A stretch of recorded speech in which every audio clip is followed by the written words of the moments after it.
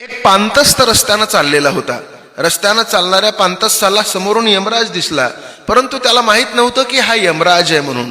यमराज समोर आला आणि यमराजानं त्या पांतस्थाला पाणी मागितलं. त्या पांतस्थानं त्याला पाणीही पाजलं.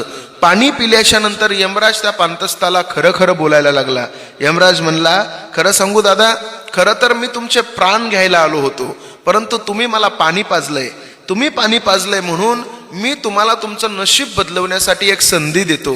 आणि यमराजानं एक डायरी त्या पांतस्थाच्या हातामध्ये दिली. त्या पांतस्थानं डायरी हातामध्ये घेतली आणि यमराजानं सांगितलं, या डायरीमध्ये तुम्ही जे लिहाल तेच होईल, परंतु तुम्हाला फक्त 5 मिनिटाची वेळ आहे. या 5 मिनिटामध्ये तुम्ही तुमचं नशीब बदलवू शकता.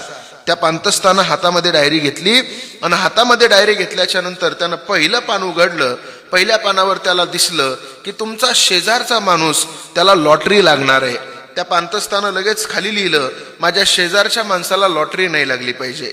दुसरं पान उघडलं. दुसऱ्या पानावर लिहिलेलं होतं की तुमचा मित्र निवडणुकीमध्ये विजयी होणार आहे आणि तो मंत्री होणार आहे. त्या पांतस्थानं लगेच लिहिलं, माझा मित्र मंत्री नाही झाला पाहिजे. त्याच्या पुढचं पान उचकलं आणि लिहिलं, तुमच्या मित्राचा मुलगा डॉक्टर होणार आहे.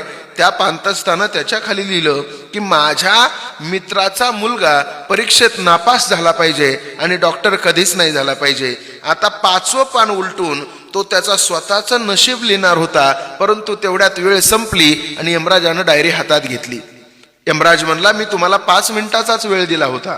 5 मिनिटामध्ये तुम्ही स्वतःचा विचार न करता दुसऱ्याचं वाटोळं करत गेलात.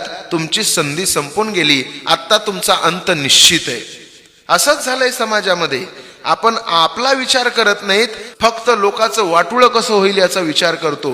मी नेहमी सांगत असतो, माणसं जेवढी स्वतःच्या सुखामध्ये सुखी नाहीत ना, तेवढी दुसऱ्यांच्या दुःखामध्ये सुखी आहेत. ही फार मोठी शोकांतिका आहे.